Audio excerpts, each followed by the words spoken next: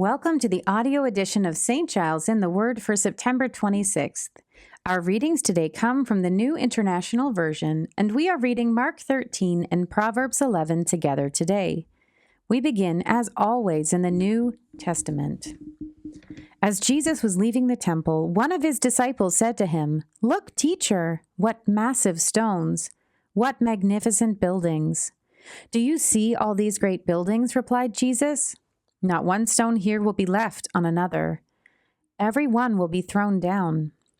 As Jesus was sitting on the Mount of Olives opposite the temple, Peter, James, John, and Andrew asked him privately, "Tell us, when will these things happen, and what will be the sign that they are all about to be fulfilled?" Jesus said to them, "Watch out that no one deceives you. Many will come in my name, claiming, 'I am he,' and will deceive many. When you hear of wars and rumors of wars, do not be alarmed. Such things must happen, but the end is still to come. Nation will rise against nation, and kingdom against kingdom. There will be earthquakes in various places and famines. These are the beginning of birth pains. You must be on your guard. You will be handed over to the local councils and flogged in the synagogues. On account of me, you will stand before governors and kings as witnesses to them. And the gospel must first be preached to all nations. Whenever you are arrested and brought to trial, do not worry beforehand about what to say. Just say whatever is given you at the time, for it is not you speaking, but the Holy Spirit. Brother will betray brother to death, and a father his child. Children will rebel against their parents and have them put to death. Everyone will hate you because of me, but the one who stands firm to the end will be saved. When you see the abomination that causes desolation standing where it does not belong, let the reader understand. Then let those who are in Judea flee to the mountains. Let no one on the housetop go down or enter the house to take anything out. Let no one in the field go back to get their cloak. How dreadful it will be in those days for pregnant women and nursing mothers. Pray that this will not take place in winter, because those will be days of distress unequaled from the beginning, when God created the world, until now, and never to be equaled again. If the Lord had not cut short those days, no one would survive, but for the sake of the elect whom he has chosen, he has shortened them.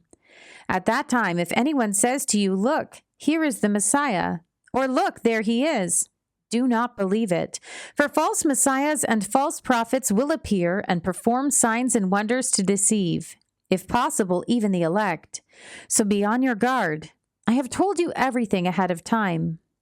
But in those days, following that distress, the sun will be darkened and the moon will not give its light.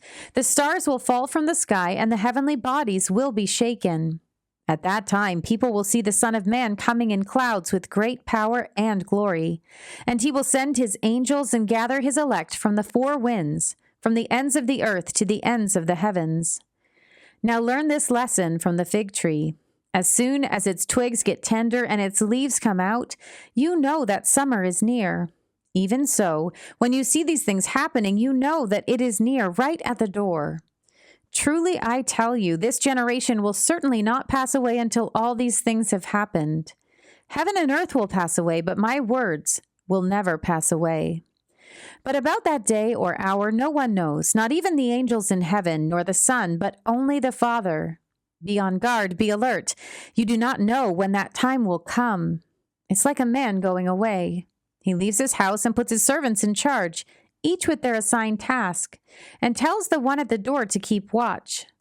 Therefore, keep watch, because you do not know when the owner of the house will come back, whether in the evening or at midnight or when the rooster crows or at dawn. If he comes suddenly, do not let him find you sleeping. What I say to you, I say to everyone, watch.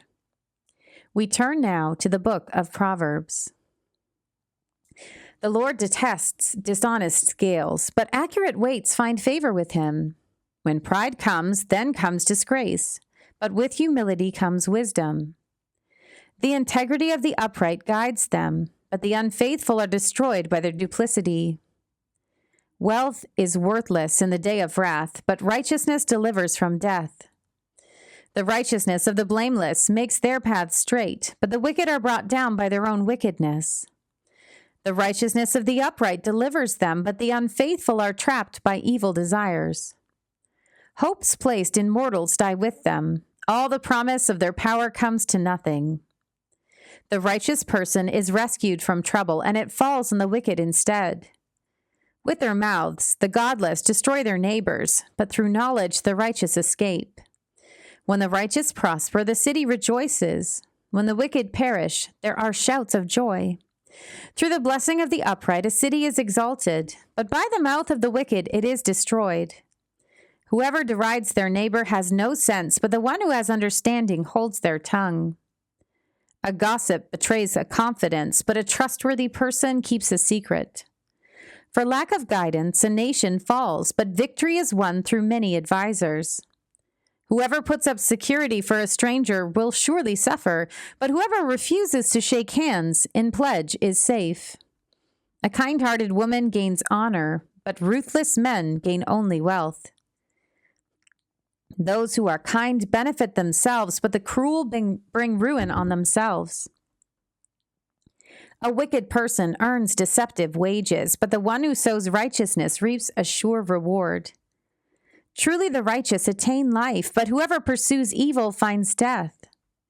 The Lord detests those whose hearts are perverse, but he delights in those whose ways are blameless.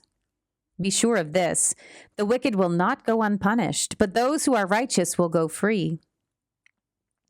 Like a gold ring in a pig's snout is a beautiful woman who shows no discretion. The desire of the righteous ends only in good, but the hope of the wicked only in wrath. One person gives freely, yet gains even more. Another withholds unduly, but comes to poverty. A generous person will prosper. Whoever refreshes others will be refreshed. People curse the one who hoards grain, but they pray God's blessing on the one who is willing to sell. Whoever seeks good finds favor, but evil comes to one who searches for it. Those who trust in their riches will fall, but the righteous will thrive like a green leaf. Whoever brings ruin on their family will inherit only wind, and the fool will be servant to the wise. The fruit of the righteous is a tree of life, and the one who is wise saves lives. If the righteous receive their due on earth, how much more the ungodly and the sinner?